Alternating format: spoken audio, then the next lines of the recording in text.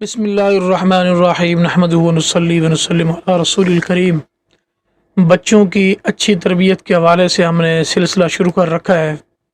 یاد رکھیں، بچوں کی اور بچیوں کی تربیت کے حوالے سے سب سے پہلے ان کی تربیت کا حق جن پر لازم ہے وہ اس کے والدین ہیں، ماں باپ ہیں۔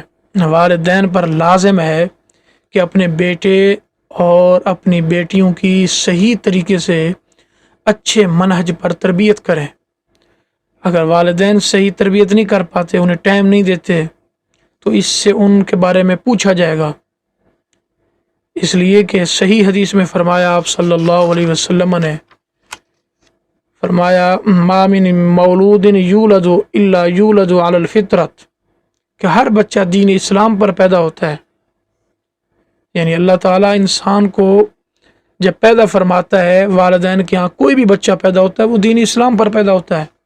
فَأَبَوَاهُ يُهَوِّدَانِهِ أَوْ يُنَصِّرَانِهِ أَوْ يُمَجِّسَانِهِ، پھر اس کے والدین اسے یہودی بنا دیتے ہیں، نصرانی بنا دیتے ہیں، یا مجوسی بنا دیتے ہیں۔ حضرت ابو ہریرہ نے اس حدیث کو روایت کیا اور پھر فرمانے لگے، چاہو تو یہ آیت پڑھ لو جو سورۃ روم میں ہے، فطرت اللہ التی فطر الناس علیہا لا تبدیل لخلق اللہ ذالک الدین القیم۔ فرمایا، اللہ کے دین کی پیروی کرو، دین اسلام کی پیروی کرو، جس دین اسلام پر اللہ نے سب لوگوں کو پیدا کیا۔ اللہ کے دین کو تبدیل نہ کرنا، یہی صحیح دین ہے۔ یعنی والدین کو چاہیے کہ اپنے بچوں کی دین اسلام پر تربیت کریں، انہیں سچ بولنا سکھائیں، نماز کا طریقہ سکھائیں، قرآن مجید پڑھنا سکھائیں، بڑوں کے ساتھ کیسے پیش آنا ہے وہ آداب بتائیں۔ لڑکا ہو یا لڑکی ہو، ہر ایک کو اس کے جو شرعی آداب ہیں ان آداب سے روشناس کیا جائے، بتلایا جائے۔ اور یہ نہیں کہ والدین آزاد ہو جائیں، والدین کے پاس وقت ہی نہ ہو، دنیاوی کام کاج میں مصروف ہو جائیں یا گھریلو کام میں ہی مصروف رہیں، بچوں کی تربیت کی طرف توجہ ہی نہ دیں۔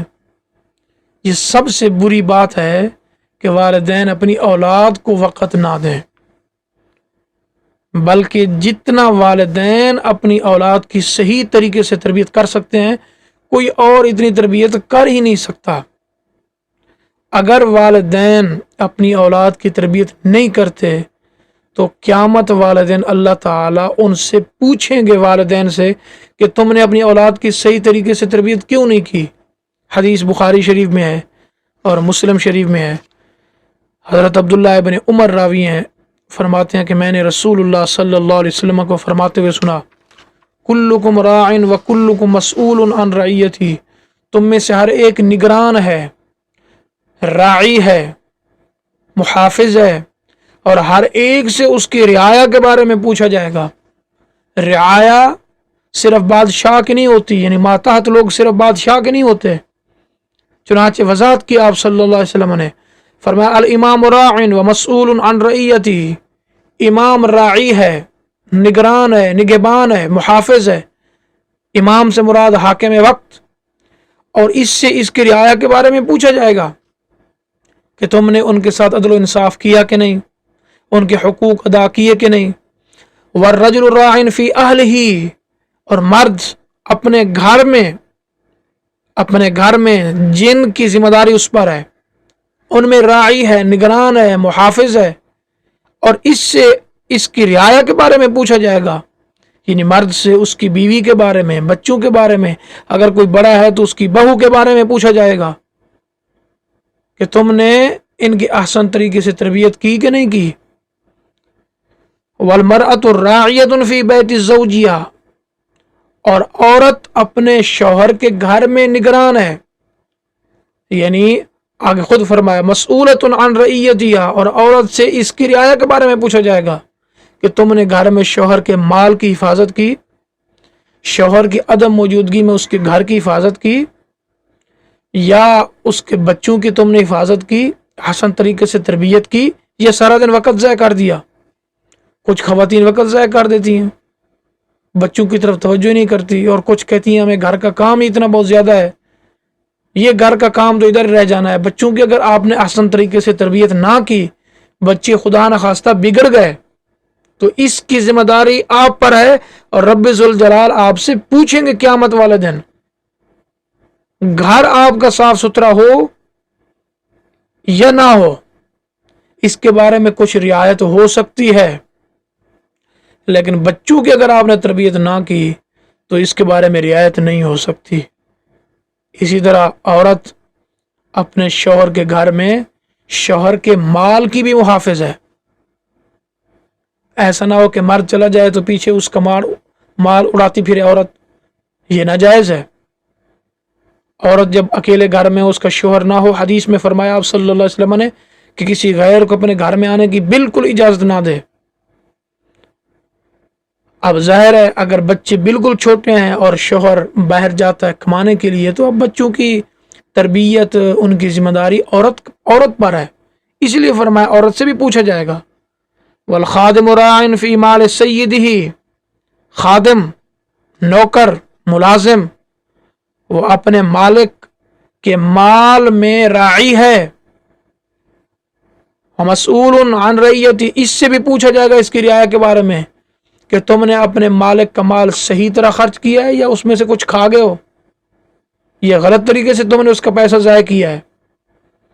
اب ظاہر ہے ایک ایک روپے کا، ایک ایک چیز کا حساب تو مالک نہیں لے سکتا، کئی مالک ایسے ہیں مصروف رہتے ہیں، تو اس سے بھی پوچھا جائے گا۔ وَكُلُّكُمْ رَاعٍ وَمَسْئُولٌ عَنْ رَعِيَّتِهِ، پھر فرمایا خلاصہ یہ ہے کہ تم میں سے ہر ایک راعی ہے، نگران ہے، اور اس سے اس کی رعایا کے بارے میں پوچھا جائے گا۔ کوئی افسر ہے آفس میں، اس کے ماتحت ملازم کام کرتے ہیں، ان سے پوچھا جائے گا۔ اور کوئی کمپنی ہے، اس کا کوئی سربراہ ہے، اس سربراہ سے پوچھا جائے گا۔ خلاصہ یہ ہے کہ ہر شخص کسی نہ کسی محکمے میں، کسی نہ کسی حساب سے، کسی نہ کسی مقام پر راعی ضرور ہے، نگران ضرور ہے، اس سے اس کی نگرانی کے بارے میں پوچھا جائے گا۔ تو اولاد کی تربیت کرنا ضروری ہے، ورنہ اس کی تربیت مرد اور عورت دونوں کے حوالے سے اولاد کی تربیت کے بارے میں پوچھ گچھ ہوگی اگر ان کی صحیح تربیت نہ ہوئی۔ سورۃ تحریم میں اللہ عز و جل فرماتے ہیں، یا ایھا الذین آمنوا قوا انفسکم واہلیکم نارا، دو ٹوک الفاظ میں فرمایا، توجہ کے ساتھ سنیں۔ اے ایمان والو، اپنے آپ کو بھی بچاؤ جہنم سے، وَأَهْلِيكُمْ، اور اپنے گھر والوں کو بھی بچاؤ، بچوں کو بھی بچاؤ، بیویوں کو بھی بچاؤ۔ وَقُودُهَا النَّاسُ وَالْحِجَارَةُ، وہ آگ، وہ جہنم کی آگ جس کا ایندھن لوگ اور پتھر ہیں۔ عَلَيْهَا مَلَائِكَةٌ غِلَاظٌ شِدَادٌ، اور وہاں جو ڈیوٹی دینے والے ہیں وہ ایسے فرشتے ہیں جن کی طبیعت سخت ہے۔ لا یعصون اللہ ما امرہم، اللہ تعالیٰ جو ان کو حکم دیتا ہے وہ اللہ تعالیٰ کی نافرمانی نہیں کرتے۔ وَيَفْعَلُونَ مَا يُؤْمَرُونَ، اور وہ وہی کرتے ہیں جس کا ان کو حکم ہوتا ہے۔ تو اتنا سخت اللہ عز و جل کا ارشاد گرامی، یہ ہمیں آنکھیں کھولنے کے لیے کافی ہے کہ مان والو اپنے آپ کو بچاؤ اور اپنے گھر والوں کو بچاؤ، بچاؤ اپنے آپ کو بھی گھر والوں کو بھی۔ اشارہ ہے بلکہ واضح حکم ہے کہ ان کو تم نے بچانا ہے، اچھے طریقے سے تربیت کرنی ہے اور احسن طریقے سے اپنے گھر والوں کی تربیت کرنی ہے، ورنہ، اور آگے فرما دیا کہ وہ پھر ایسا نہ ہو کہ وہ اولاد خدا نخواستہ بے نمازی ہو جائے، بدتمیز بن جائے، اللہ کے حقوق کا ان کو علم نہ ہو۔ یاد رکھنا، سب سے پہلے ہم نے جو بچوں کی تربیت کرنی ہے، جس کے وہ سب سے زیادہ حقدار ہیں، وہ یہ ہے کہ اللہ تعالیٰ کے احکامات سے ان کو روشناس کیا جائے۔ اگر آپ نے یوں بھی کہنا نا کہ جھوٹ بولنا بری بات، یوں کہیں کہ جھوٹ بولنے سے ہمارے رب نے منع کیا، ہمارے نبی صلی اللہ علیہ وسلم نے منع کیا ہے۔ دائیں ہاتھ سے کھانے کا حکم ان کو یوں نہ کہیں بیٹے دائیں ہاتھ سے کھانا، بلکہ یوں کہیں ہمارے نبی صلی اللہ علیہ وسلم نے حکم دیا دائیں ہاتھ سے کھانے کا۔ بچہ اگر سامنے بات کرتا ہے، منہ چڑھا کے بات کرتا ہے، اس کو ڈانٹنے مارنے کی بجائے یوں کہیں کہ ہمارے نبی صلی اللہ علیہ وسلم نے منع فرمایا، ایسا نہیں کرنا۔ تو بار بار اللہ عز و جل کا نام لیں، بار بار رسول اللہ صلی اللہ علیہ وسلم کی تعلیمات اس کے سامنے رکھیں، تاکہ اس کو معلوم ہو کہ مجھے حکم دینے والی ذات رب ذوالجلال کی ذات ہے اور رسول اللہ صلی اللہ علیہ وسلم کی ذات گرامی ہے۔ آخری بات ذرا سماعت فرمائیں، بڑی پیاری ہے، جو امام نووی رحمہ اللہ نے بستان العارفین شریف میں لکھی ہے، حضرت امام شافعی رضی اللہ تعالی عنہ سے روایت کر کے انہوں نے حضرت فضیل بن عیاض رضی اللہ تعالیٰ عنہ سے نقل کیا۔ وہ بیان کرتے ہیں کہ حضرت داؤد علیہ السلام اللہ تعالیٰ کے نبی نے ایک مرتبہ یوں دعا کی، الہی کن لابنی کما کنت لی، اے میرے رب جیسے آپ مجھ پر کرم نوازی کرتے ہیں اور مجھ پر رحمتیں فرماتے ہیں اور مجھے صراط مستقیم پہ آپ نے لگایا ہوا ہے اور مجھے آپ نے نبوت سے سرفراز فرمایا ہے اور مجھے اپنا خاص عبد بنایا ہے، ایسے ہی میرے بیٹے کو بھی بنا دیں۔ تو اللہ تعالیٰ نے حضرت داؤد علیہ السلام کی طرف وہی فرمایا یا داؤد قل لابنک یکن لی کما کنت لی اکن لہو کما کنت لکا، اے داؤد اپنے بیٹے سے فرماؤ کہ وہ میرا بن جائے، میں اس کا بن جاؤں گا، جیسے اے داؤد تم میرے بنے اور میں تمہارا بن گیا۔ تو خلاصہ یہ ہے کہ ایسا کبھی بھی نہیں ہوتا کہ اگر کسی کا والد اونچے مقام پہ ہے تو اس کے بیٹے کو خود بخود مل جائے گا، ایسا نہیں۔ دو ٹوک الفاظ میں فرمایا، گویا وہ صاحبزادگی جو ہے نا جی، اس کا رد کر دیا اللہ تعالیٰ نے کہ اگر والد کو مقام ملا ہے تو وہ رب کا ہوا ہے، اس کو مقام ملا ہے، اور اب اپنے نبی کو فرمایا کہ تم اپنے بیٹے کو کہو کہ وہ میرا بنے تو میں اس کا بن جاؤں گا۔ اللہ عز و جل ہم سب کو اپنی اولاد کی صحیح طریقے سے اور احسن طریقے سے تربیت کرنے کی توفیق نصیب فرمائے۔ وآخر دعوانا الحمدللہ رب العالمین۔